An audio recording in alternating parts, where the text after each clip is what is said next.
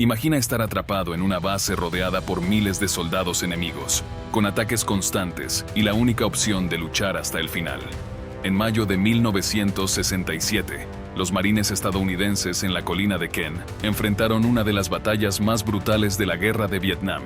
Bajo el fuego incesante de la artillería norvietnamita, resistieron oleadas humanas, repararon defensas en plena oscuridad y lucharon cuerpo a cuerpo por sobrevivir. Esta es la historia de su valentía, de operaciones desesperadas y del altísimo precio que pagaron por cada metro de tierra. ¿Estás listo? En el exuberante paisaje del centro de Vietnam, no muy lejos del mítico río Perfume y de la antigua capital de Hue, se alza una colina con un nombre aparentemente insignificante: Ken. Los vietnamitas la llamaban la pequeña montaña de los reyes celestiales, un nombre que los estadounidenses tradujeron como la colina de los ángeles. Aunque nadie sabe con certeza cómo obtuvo ese nombre tan divino, basta con echar un vistazo a sus verdes alrededores para comprenderlo. Sin embargo, más allá de su belleza escénica, la colina guarda una historia mucho más oscura. Escondidos en lo profundo de la selva de la colina de Los Ángeles, yacen restos de concreto, testigos silenciosos de un tiempo en el que incluso los ángeles dieron la espalda a este lugar paradisíaco. Estos monumentos, antaño búnkeres, revelan una historia de lucha, dolor y sufrimiento durante una de las batallas más atroces de la guerra de Vietnam. Para los marines estadounidenses, el impacto psicológico de esa lucha les hizo ganarse nombres sombríos: Nuestro turno en el barril y La picadora de carne, mientras que la zona desmilitarizada pasó a conocerse como la zona de marines muertos. Esta es la historia de la valiente resistencia de los marines estadounidenses en Ken.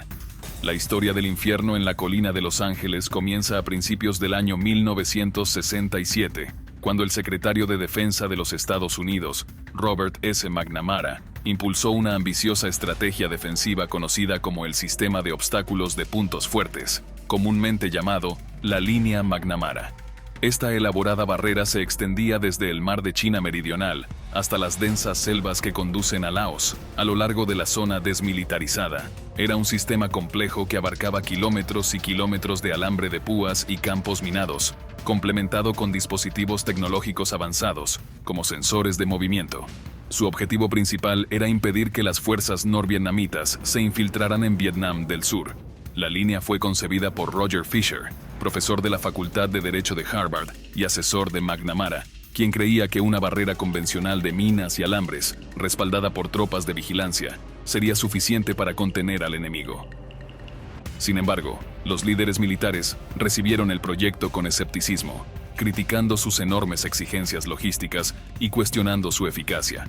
Pero McNamara, decidido a implementar su plan, ordenó que la línea comenzara a construirse a principios de ese mismo año. Los batallones de ingenieros de los marines iniciaron la ardua tarea de despejar la tierra entre las bases que serían la columna vertebral de la defensa, apoyados por bases de fuego situadas a varios kilómetros al sur.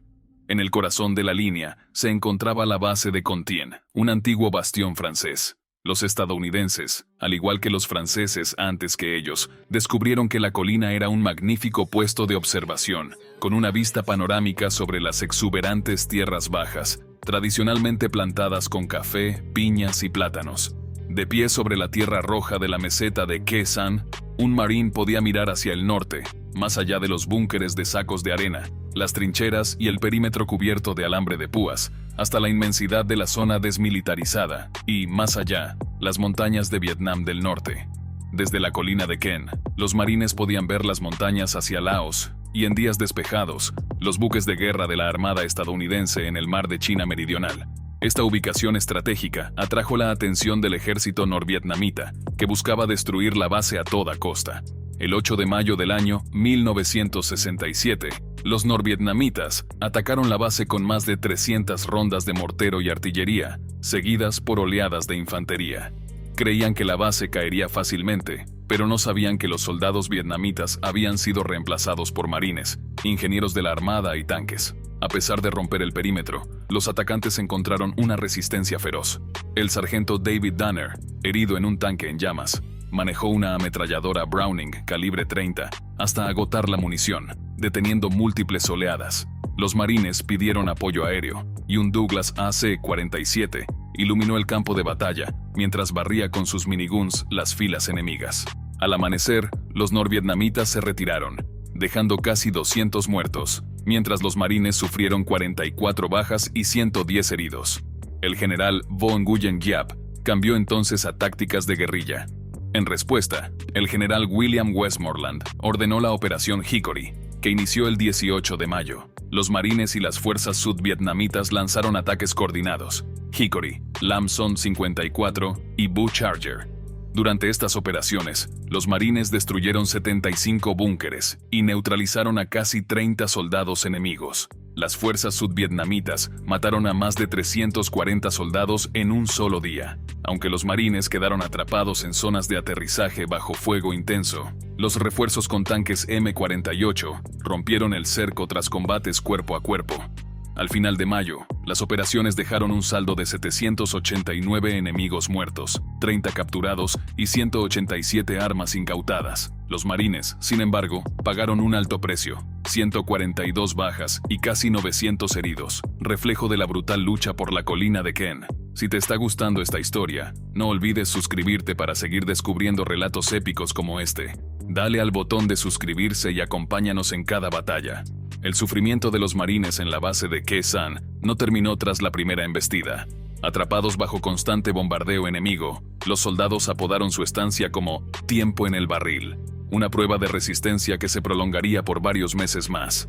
El 2 de julio de 1967, el general Westmoreland lanzó la Operación Buffalo para contrarrestar las amenazas norvietnamitas, enviando al primer batallón de los 9º Marines, conocidos como los Muertos Caminantes, debido a sus devastadoras bajas. Al avanzar por la densa selva, las compañías Alfa y Bravo cayeron en una emboscada feroz. En solo 2 minutos, Bravo fue prácticamente aniquilada, atrapada en un cruce letal de fuego enemigo. Desesperado, el comandante ordenó un ataque con napalm peligrosamente cerca de sus propias líneas, logrando frenar la ofensiva. Reforzados por tanques y nuevas compañías, los Marines contraatacaron, pero a un costo terrible: decenas de muertos y muchos más heridos. El 4 de julio, mientras América celebraba su independencia, los marines regresaron al campo de batalla, agotados y con filas diezmadas. 2 días después, se detectó un batallón enemigo de 400 soldados cruzando el río Ben Hai. Los norvietnamitas lanzaron 600 proyectiles de artillería contra las posiciones estadounidenses, pero los Marines, liderados por el capitán Slater, los sorprendieron con fuego preciso y artillería devastadora, aniquilando sus filas. Al concluir la operación, los reportes contabilizaron 1.300 enemigos muertos, pero con 159 Marines caídos y 345 heridos. Sin dar respiro, el 16 de julio comenzó la Operación Kingfisher. Los Marines se internaron en una red de búnkeres y trincheras, enfrentando combates cuerpo a cuerpo y un bombardeo constante. La temporada de monzones transformó la selva en un lodazal que inutilizaba el equipo y desintegraba la moral. A pesar de todo, lograron eliminar a 2.000 soldados enemigos, a costa de 340 bajas y cientos de heridos. En septiembre, la base de Khe Sanh fue sometida a un bombardeo brutal. Solo entre el 19 y 27 de septiembre, cayeron 3.077 proyectiles, con 1.200 solo el día 25. Los relatos hablan de marines mutilados, fumando cigarrillos con las piernas destrozadas, en una calma surrealista ante la devastación.